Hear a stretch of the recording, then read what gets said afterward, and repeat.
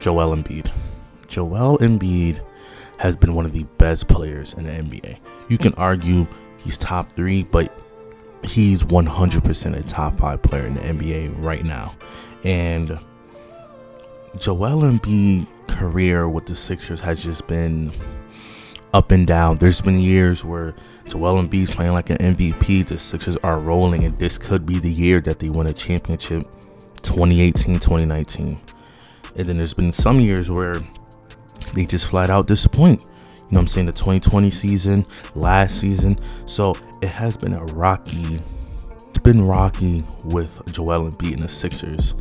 And I think Joel is so talented that, like, I cannot see Joel Embiid not finishing his career with at least 2 championships because he's that good. But with the Sixers, I don't think that's possible. And I am a Sixers fan, and it's hard for me to say that because I love Embiid. You know what I'm saying? He's my favorite player in the NBA and one of my favorite players of all time. But I don't think he can win a championship with the Sixers. And it is not saying that the Sixers roster is bad, but I think with how the Sixers is built and how they've just been going these last couple of years, I think it might be best for the Sixers to maybe trade Embiid, get some value out of him, and maybe just hit that reset button.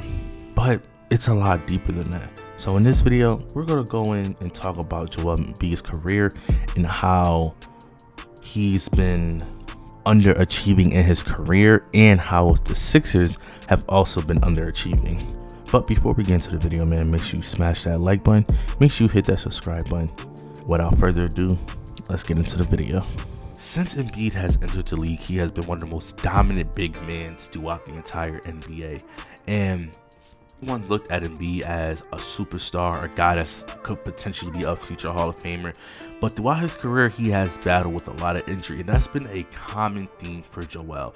As good as Joel has been throughout his career, injury just has plagued him. I mean, when he first got to the league, he was injured. He didn't even play his first full season. Embiid didn't play his first full season until the 2016-2017 NBA season. And right there, when you seen him play over that season, you can tell Embiid was like that. Like, he was definitely a star. He was even named Eastern Conference Player of the Week because of the performance he put up against the Knicks. Like, Embiid, you can tell, was an up-and-coming star. And as a Sixers fan myself, man, I love Embiid, bro. I was like, man, we finally found our franchise players after going through players like Norris Noel, Jahlil Okafor. Like, it was finally a new era in Philly. We actually had hope for the Sixers. During that 2017-18 season, the Sixers were actually finished as the 3rd seed and facing Miami Heat, which they would win in 5 games, but they would face the Boston Celtics and actually lose 4-1. But this was actually a really successful season. If you look to the prior season of Philadelphia, this really gave us a lot of hopes.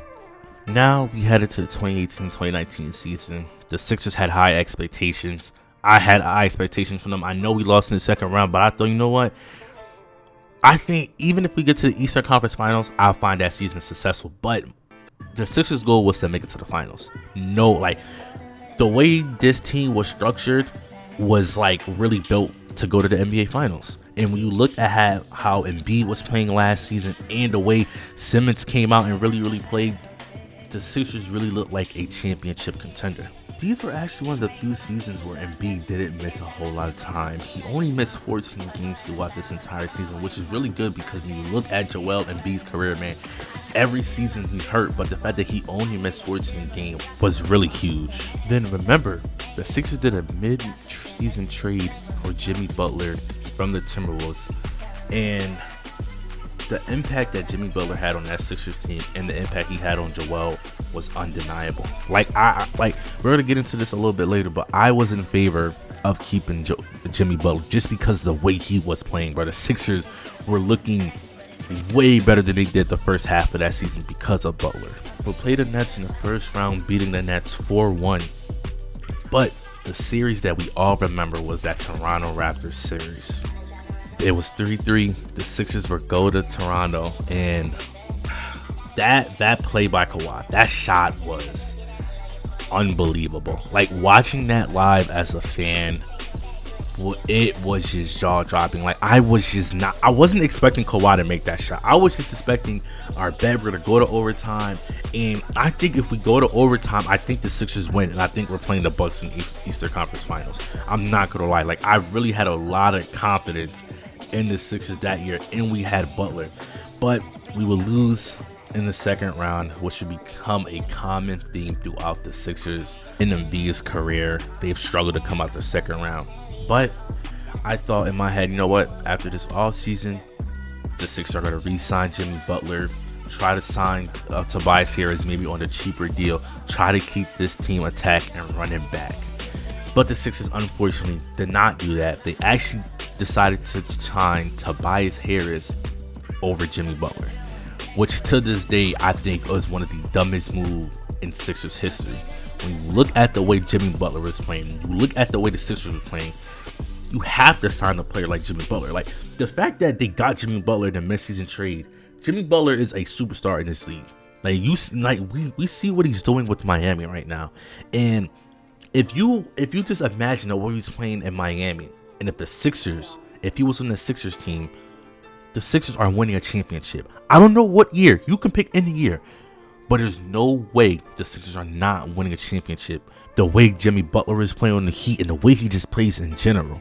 But they decided to go with Tobias Harris, giving him a max contract, which, man, giving Tobias Harris a max contract is crazy. Like, you can give him, a 4-year, $80 million deal, something of that range, but giving him a max contract over Jimmy Butler is still like, it baffles me as a Sixers fan. Then it comes to 2019-2020 season, and another disappointing year for the Sixers. They were first round exit, and at this point, the Sixers needed a change. Because when you look at the way Embiid and Ben Simmons played, they were obviously not a match for each other. They have two different styles, and they just couldn't coexist, in my opinion. And I was in favor of Embiid, to be honest. I liked Simmons a lot. I really do. I thought he was a superstar, but my issue with him was that he could never find a jump shot. He refused to shoot the ball, and it was just not working. And I think you're better off building around a guy like Embiid than Simmons. And then the 2020-2021 season, the Sixers again will be another second round exit, losing to the Atlanta Hawks. And at this point, I was just done. I'm like, man, we can't get over the hump. Simmons refuses to shoot. And listen, Embiid was playing at an elite level. Like, he was an MVP candidate during that season. So I don't completely put the blame on him necessarily, but it's just like, I don't know what's going on with the Sixers. And that year, I don't even blame Embiid at all, because he was averaging 30, 12, and 3 assists, damn near 4 assists basically a game during that Hawks playoff run. So he was doing his part. It was Simmons and Tobias that just refused to show up. You know what I'm saying? So at this point, the Sixers either had to choose Ben Simmons or Joel Embiid. And I was in favor of Joel Embiid the entire time. I was just done with Ben Simmons. I'm like, yo, we have to trade him, because I think Embiid is the better player. And I think we can probably win with Embiid over Simmons, because Embiid, you can do more with him. He's one of the most versatile bigs in the game. He can shoot. He can score at the rim. He's an elite defender. His passing is solid. Like, it's just nothing Embiid cannot do. But Ben Simmons, he has a lot of issues, and I was just in favor of Embiid than Simmons. During that season, the Sixers would actually trade Ben Simmons to the Nets, basically saying, we're going to build around Embiid, and I'm glad that they did. But during that offseason, Embiid would sign a 4-year, $196 million extension with the Sixers. And during this year, man, and the Sixers they lost in the second round again. And at this point, it's just like, I don't think the Sixers will ever get over the hump. Like, another second round exit, we will lose to Miami, and I just don't know what's the problem with the Sixers, because Embiid won the scoring title. He was our MVP runner-up. Like, this is the year where him and Jokic were going at it. Like, you can make a case that either Embiid or Jokic can win, but Jokic would end up winning that MVP award. But Embiid was playing at an elite level, and I'm just like, man, I'm like baffled on like how did we lose? You know what I'm saying? The second round, again, we lost in 6 games, and it's just like, I felt as though if we had Butler, we beat Miami, and it's not close. But who did we have? We had Tobias Harris. We had Tobias Harris to rely on. That was just so disappointing. Then the next season, he played last season, and he won MVP. Now, listen, as a Sixers fan, as an Embiid fan, Embiid didn't deserve to win that MVP that year. I'm not gonna lie. It definitely should have been Jokic. And when people say that Joel has a fraudulent MVP, I agree. Like, Embiid, he played really, really well that season, but I don't think he played better than Jokic that season. I really do not think that. And I think that's hurting Embiid a lot because he won that MVP. Like, that MVP was just so like controversial. It was actually insane because when you see what Jokic went on to do, he won the championship that year and Finals MVP, and Embiid again was a second round exit. So like, he's one of the first MVPs to be bounced out of the second round. Like that's crazy to think, and that's why I feel as though Embiid should have not won that MVP just because of what the Sixers did in the playoff that year. They again, it was a playoff failure. You know what I mean? So it was just crazy. And plus, that year the Sixers really could have made it to the finals because they were up on Boston 3-2. All they needed was to win one game, and the Sixers are in the Eastern Conference Finals and potentially make it to the finals, but they blew it. You know what I'm saying? And I'm not saying again it was all on Joel because Harden didn't play good. Game 7, shocker. But man, like, that was just another disappointing season. And then we head into this season where Embiid was playing out of his freaking mind, bro. Like, if Embiid doesn't get hurt, Embiid is the clear-cut MVP. He played his balls off this season, and I'm mad that he got hurt because he won't be able to win the MVP, and he potentially might miss the playoffs depending on how the Sixers play down the stretch. But Embiid was playing like he had something to prove. Like, he wanted to prove he's better than Jokic. He wanted to prove that he can take the Sixers, you know, saying past the second round to the NBA Finals. Like, Embiid was playing with a chip on his shoulder, and the fact that he got hurt and we don't know what's going to go on with him is really, really disappointing. Now let's get into the question: should the Sixers move on from Embiid? I think they should. I think they should move on from Embiid. As much as I love Embiid, I think it might be time to just move on from the Sixers because everyone needs a change. You know what I'm saying? It's not saying that the Sixers are necessarily a bad team or Embiid is bad, but everyone needs a change. And I think it's time that Embiid and the Sixers just go to separate ways. And I think it's time that the Sixers just hit the reset button because as good as Embiid is, he's injury prone. And you don't want to, have Embiid where he's injured and now he gets to the point of his career where he has no value and you're paying him a lot and you can't move off of him. I think you should trade Embiid while he's at his peak right now, get a haul for him, and just hit the reset button. Because I think the Sixers, it's like they're not bad enough to like try to get a number 1 overall pick, but they're not good enough to get to the NBA Finals. They're just stuck in the middle, and like, as a Sixers fan, I'm like done of trying to see mediocrity, and I just think it's time that they just trade Embiid. As much as I love him now, unless they make an all-season move where it's like, whoa, okay, this could, like, I can see the Sixers winning a championship if they made a certain move. Like, PG is it's a free agent this offseason. If they can snag a guy like Paul George, I would say let's run it back. You know what I'm saying? And B, Paul George, you could maybe sign a couple of other players, and you have Tyrese Maxey, who's been playing out of his freaking mind this season also. I would be in favor of that. But if you don't do a move like that this offseason, I think it's time we just trade Embiid, hit the reset button, and just rebuild it again, because as much as it hurts me to say this, the process failed. I'm not gonna lie. Unless Embiid next season just hits on a huge carry job and get the Sixers to the championship, it's a failed process. And I've been trusting this process for I don't know how long now.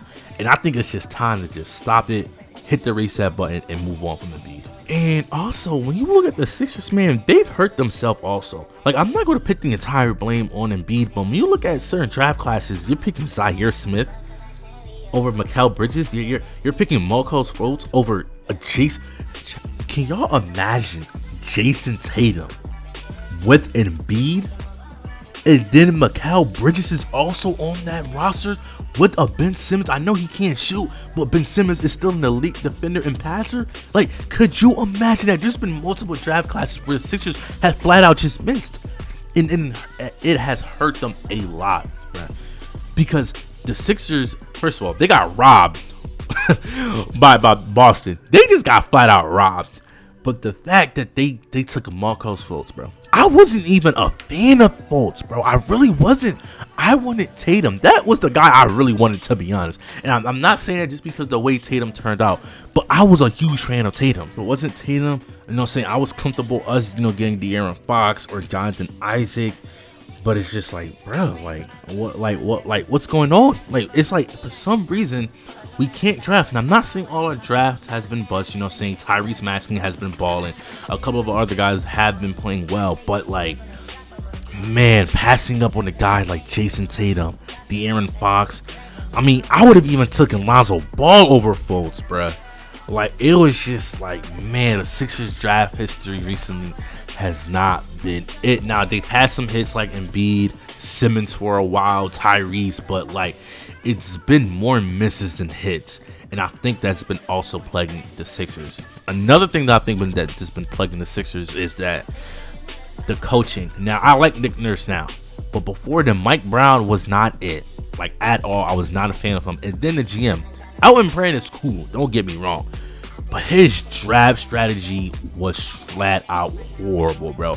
He got robbed by Boston. Like, he couldn't draft. Like, it was just like, his decision making was absolutely just mind-boggling. Like, you picked Tobias Harris over Jimmy Butler. No way you sat there and thought it was okay to give Tobias Harris that kind of money for the value that he brings. Like, Elton Brand was just not good. And the Sixers just had some mistakes over the year that has plagued them from winning a championship. Some of it has been on Embiid and some of the players, and some has just been from the top, not drafting well, not signing certain free agents that you need to, not extending people. Like, it has just been an interesting couple of years being a Sixers fan and watching that Sixers organizations. But I just think it's time that Joel Embiid just get traded unless they make a huge offseason move. But that is all I have for you guys today. If you enjoyed the video, make sure you smash that like button. Make sure you hit the subscribe button. Make sure you go check out my latest video. How good was Ronda Rousey's WWE run? And I'm out. Peace.